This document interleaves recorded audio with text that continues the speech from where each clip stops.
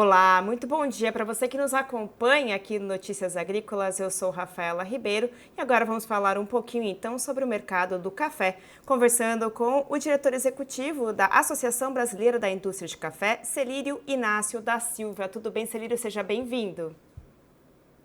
Muito obrigado, Rafaela. O prazer é todo meu falando com vocês. Celírio, vamos começar então aí querendo entender um pouquinho como que a indústria cafeeira vem reagindo aí a essas altas exorbitantes, podemos dizer assim, dos preços do café.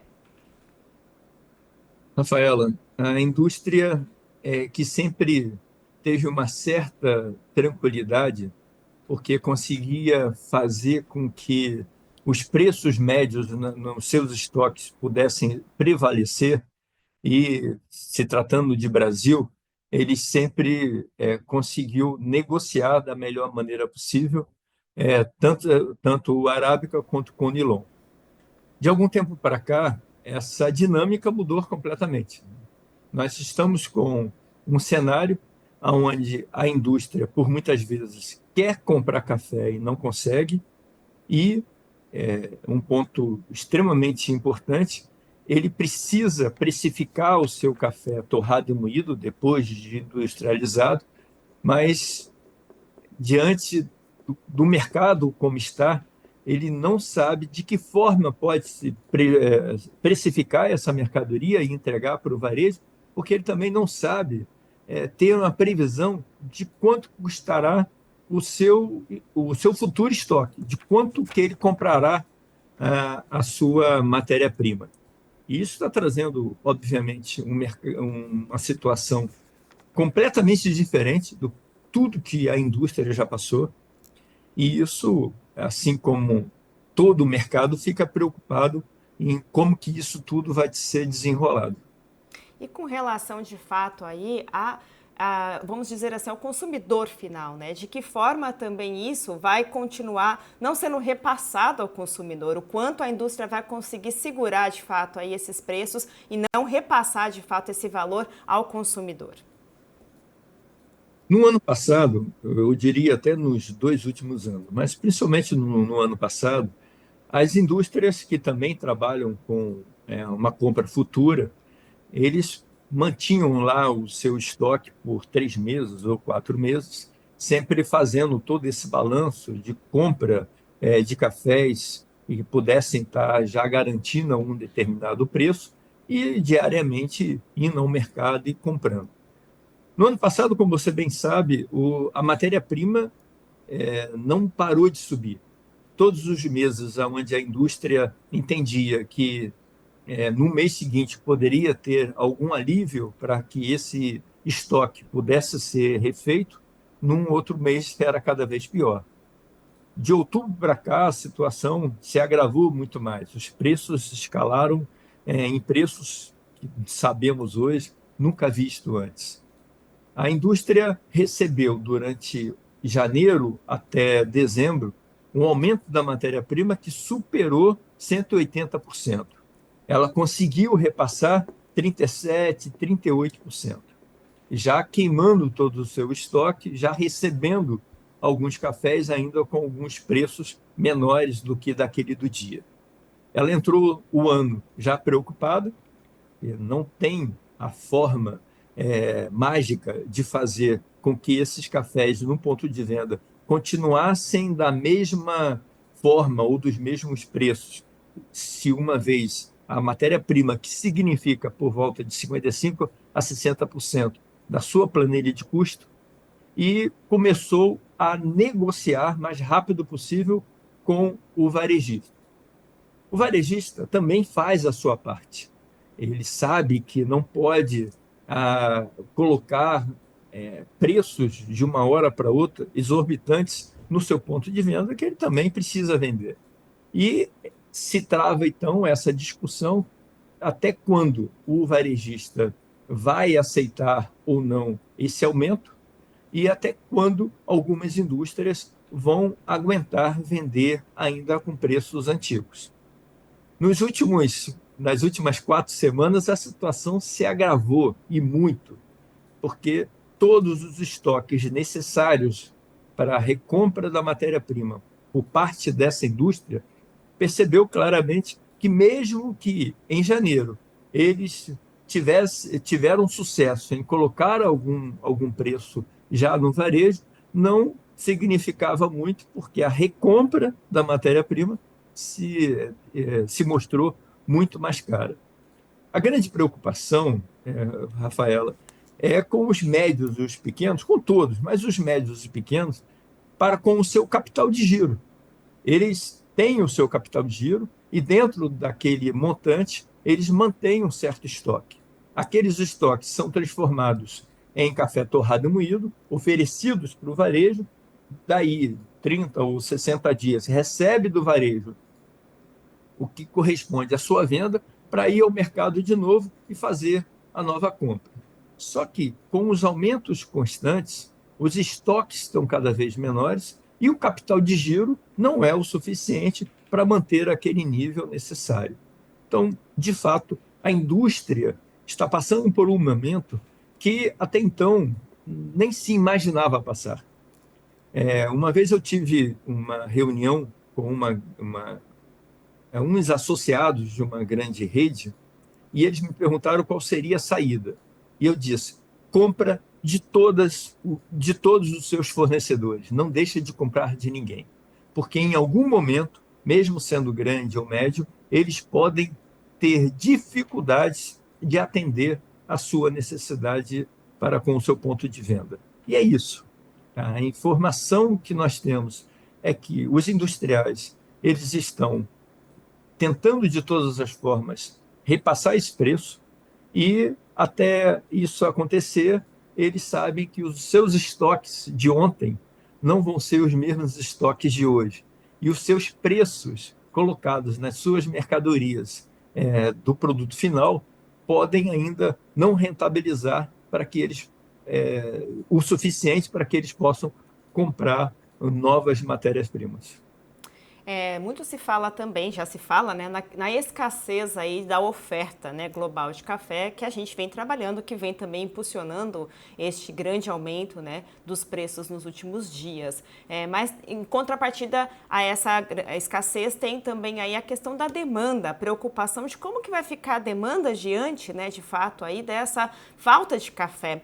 Como que vocês avaliam isso? Essa demanda já em alguns países produtores a gente já vem acompanhando que está gerando uma certa fraqueza, né? Já vem diminuindo, que antes estava em expansão, já vem tendo uma queda em alguns países produtores. Mas como que fica essa situação aqui para o Brasil? Que a gente pode esperar da demanda para os próximos meses? Você sabe que a gente monitora o mercado para ter algumas informações. No ano passado, de janeiro, janeiro ainda teve algumas janelas de oferta, mas efetivamente de fevereiro a dezembro, a oferta e a disponibilidade do café para o industrial sempre esteve em crítico ou em atenção. Em um momento, nós tivemos uma linha esse gráfico pudesse estar mostrando que o que estava sendo ofertado estava sendo o suficiente de maneira fácil para o industrial. E a situação piorou. A gente, quando precifica um café, e as indústrias trabalham muito bem com isso, até porque existe concorrência, sabendo que o consumidor ele tem um certo limite para que entenda que aquele produto possa ser levado para casa. Quando existe um aumento muito grande, de uma forma muito abrupta, é comum ao consumidor rejeitar aquele produto que ele estava acostumado a ver um determinado preço e aquele preço acabou chamando a atenção do quanto aumentou. Esse cenário é muito novo. Se a gente for perceber, no ano passado, apesar dos grandes aumentos da matéria-prima, as indústrias começaram a repassar de uma forma muito paulatina. Então, nós não tivemos queda de consumo no ano passado, pelo contrário, subimos 1,11% se comparar com 2023. Mas o cenário de dezembro para cá é um outro cenário. Ainda nós não conseguimos entender como que vai ficar o comportamento do consumidor. Sabemos que o café é resiliente, sabemos que todos os consumidores já entenderam que café é muito mais do que o hábito, eles sabem dos benefícios do café, mas como que isso vai ficar dentro da cesta de compra do consumidor? Isso, de fato, é uma grande preocupação. Para com a indústria, nós não estamos tendo relato de quem quer e quem pode pagar o preço estipulado naquele dia, que ele tenha dificuldade ainda de reter aqueles produtos. Óbvio, para aqueles determinados estilos de bebidas, os cafés especiais ou gourmets, esses estão mais disputados e nem sempre eles encontram à disposição o que eles querem comprar. Mas hoje é uma dicotomia muito grande. Saber se eu estou com dificuldades de compra daquele grão ou se eu não estou comprando nem indo ao mercado, porque os preços estão exorbitantes e todas as indústrias entendem que, em algum momento, esses preços podem se arrefecer ou, pelo menos, dar uma trégua para que exista uma administração saudável de cada indústria. E dentro de todo esse cenário, né, dessas altas do preço e na tentativa aí de tentar atender de certa forma o consumidor, chegou aí então agora, né, Celírio, o café fake, né, o que está de fato aí bombando nos noticiários, né? Da onde surgiu isso? Como esse café chegou no mercado? Explica um pouquinho para a gente também. Você sabe que isso não é novo para quando a gente entende que já houve várias tentativas em colocar o café de açaí, cevada, e coloca o café à base, a cevada, que também é café. Isso já é comum há algum tempo, essas tentativas de fazer com que um produto, um outro vegetal, possa se passar por café. Mas vamos lembrar que existe uma portaria específica para quando a gente fala do café. O grão beneficiado, cru ou torrado, tem que ser da espécie coffee, do gênero coffee. Isso é o que se determina a legislação da portaria 570. Tudo que se possa inventar além disso é fraude, é enganar o consumidor. E aí, diante de todas essas dificuldades que nós estamos conversando, onde os preços estão cada vez maiores no ponto de venda, surgiu então os criativos em colocar que essa bebida era bebida feita à base de café ou alguma coisa parecida e chamava-se de polpa de café. Não existe algo de café que não seja o grão do café. Tudo que estiver sendo feito fora o grão do café, isso é impureza. E se tiver colocando ainda outros vegetais, isso é fraude. Então, nós fomos à Anvisa, conversamos diretamente com a Anvisa, porque se é um produto novo, ele tem que ser legalmente reconhecido pela Anvisa, mostrando quais são os ingredientes que tem lá e quais são os riscos ou não para a saúde. E não tem um registro da Anvisa específico para esse produto. Para ser um produto novo, ainda não existe isso. Então, fizemos a denúncia no Ministério da Agricultura, à Anvisa, para que eles, como órgãos competentes, possam agir. Nós fizemos um teste de microscopia com esses produtos. A impureza é altíssima. E o que tem dentro daquele café, além do que nós conseguimos comprovar através da microscopia, é desconhecido.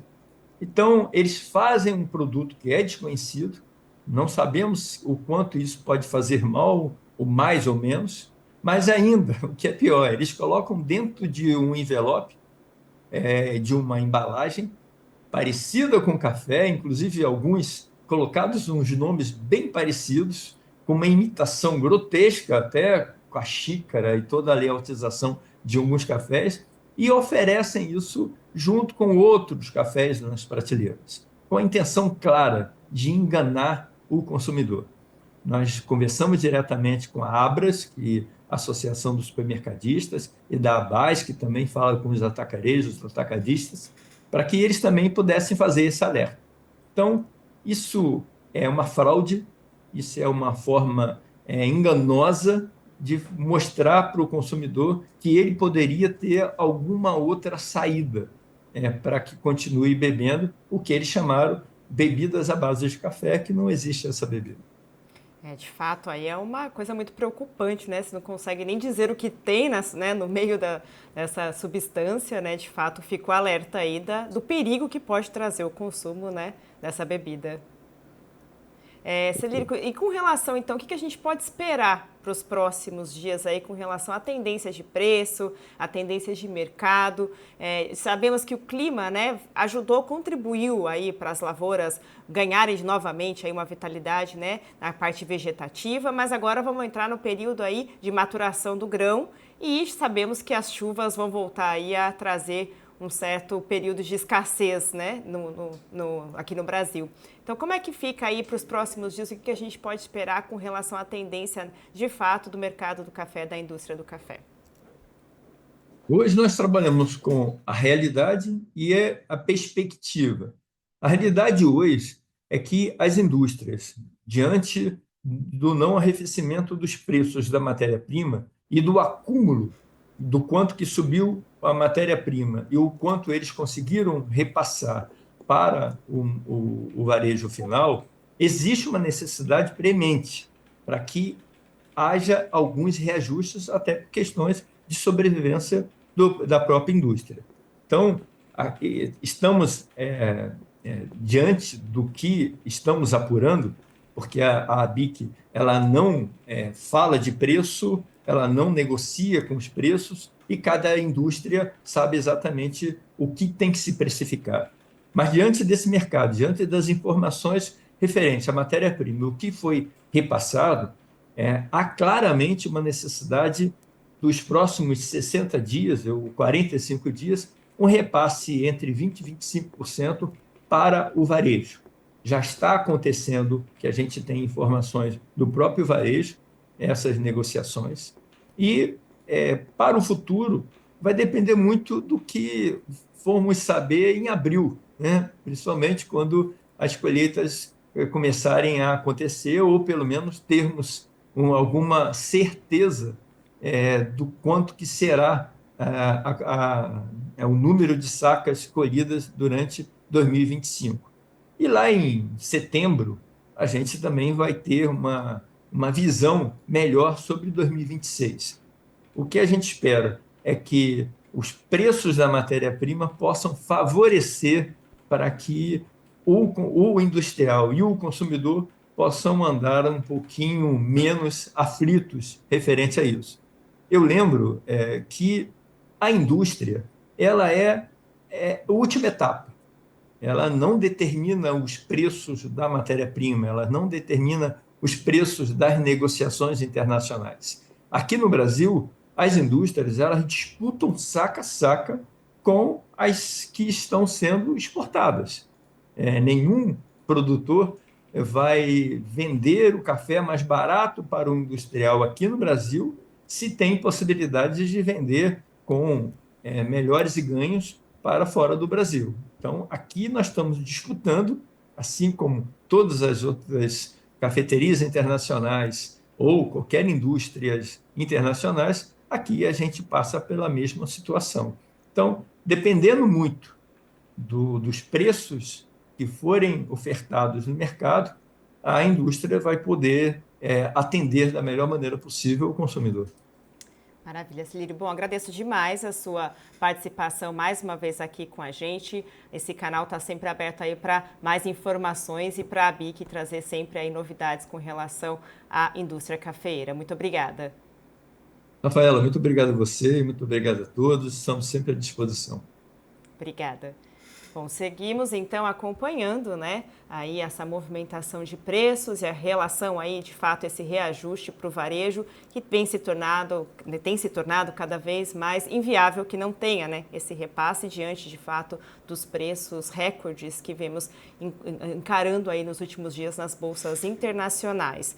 Hoje, né, novamente, o Arábica voltou a ter uma alta, voltou aí para casa dos 4,20, né, libra-peso, e o Robusta também segue aí avançando com altas, diante de fato dessa perspectiva de uma oferta global limitada, né, e a perspectiva também que o clima aí, né, nos próximos dias, né, não seja tão favorável para a maturação do grão, né, que é o que os produtores vêm enfrentando aí, né, e ansiando, né, de fato aí para o clima favorável para que ocorra essa maturação e a gente possa ter aí então uma boa safra em 2025. Eu vou ficando por aqui, notícias agrícolas, informação agro relevante e conectada.